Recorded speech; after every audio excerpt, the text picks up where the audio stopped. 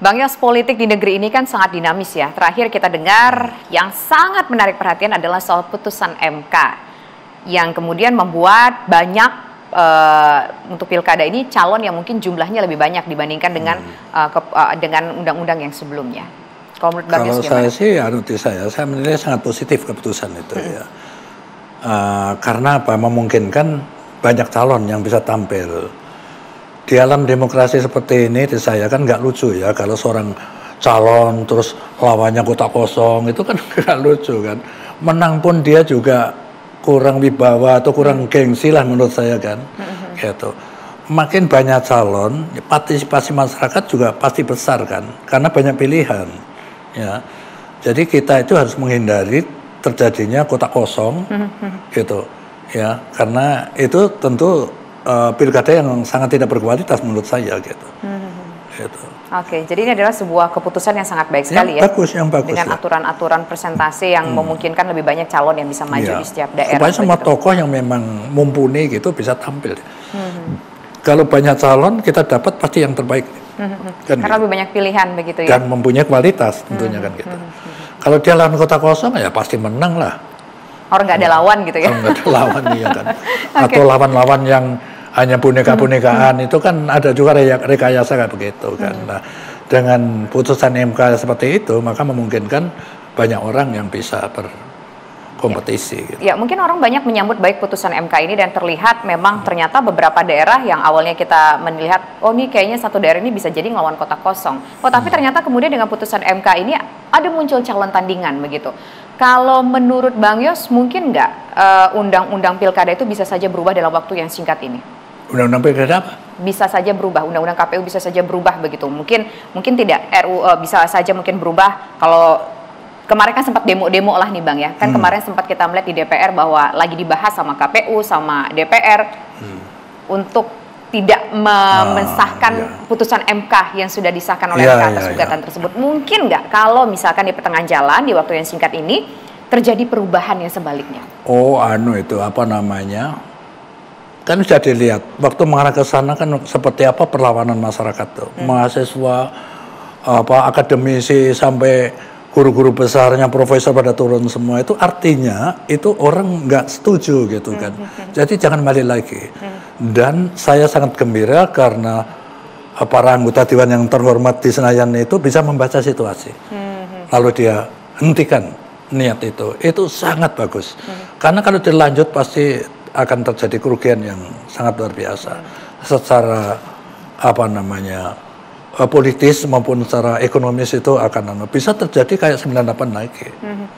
Gitu. Oke, tapi wakil rakyat mendengarkan suara hati rakyat pada saat itu bagus. Ya? Aku amat bangga ya, amat appreciate lah dengan para anggota Dewan yang terhormat. Tiba-tiba dalam situasi itu dia membaca dengan baik. Dia batalkan, hentikan dan meneruskan apa yang sudah diputuskan MK.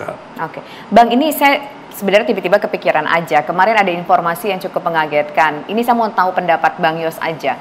Nama Anies Baswedan itu kan digadang-gadang, kita udah dengar dari sebelum ada deklarasi dari sejumlah partai siapa yang mau jadi gubernur Jakarta, calon gubernur Jakarta. Anies Baswedan ini santer-santer dikabarkan akan maju ke Pilgub Jakarta. Pendekatan ke sejumlah partai juga sudah dilakukan. Tetapi ternyata yang terjadi tidaklah demikian. Justru Anies Baswedan yang dulunya merupakan gubernur Jakarta juga mencalonkan ke provinsi yang lain, Jawa Barat. Kemudian Kang Emil datang ke Jakarta. Jadi kayak ada switch gitu. Kalau menurut Bang Yos gimana sih soal fenomena ini? Kalau saya nggak kaget.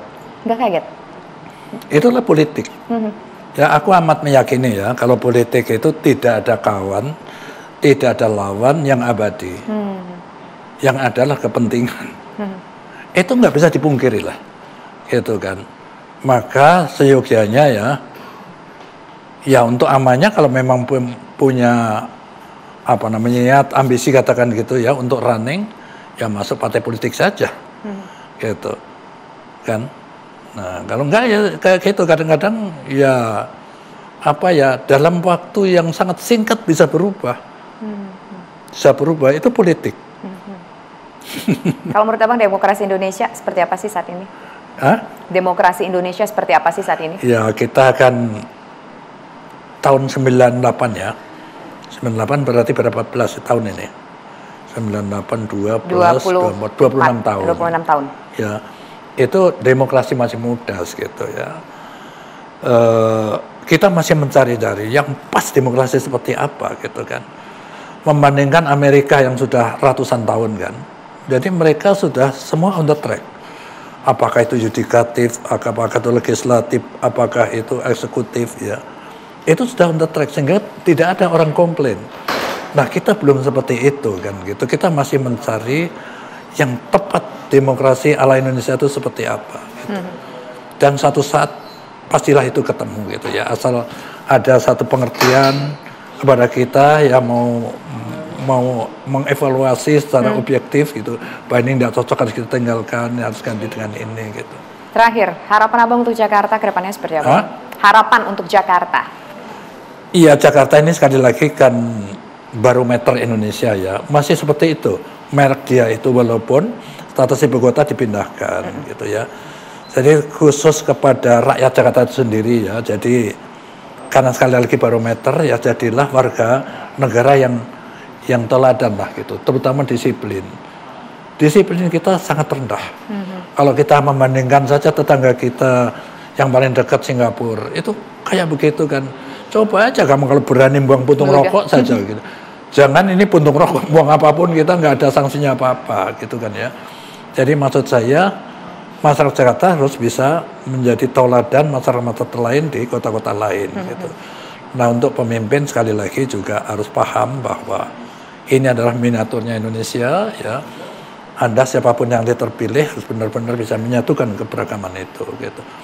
Kita harus bisa mengakomodir semua kepentingan lokal, nasional maupun internasional. Selamat berkompetisi.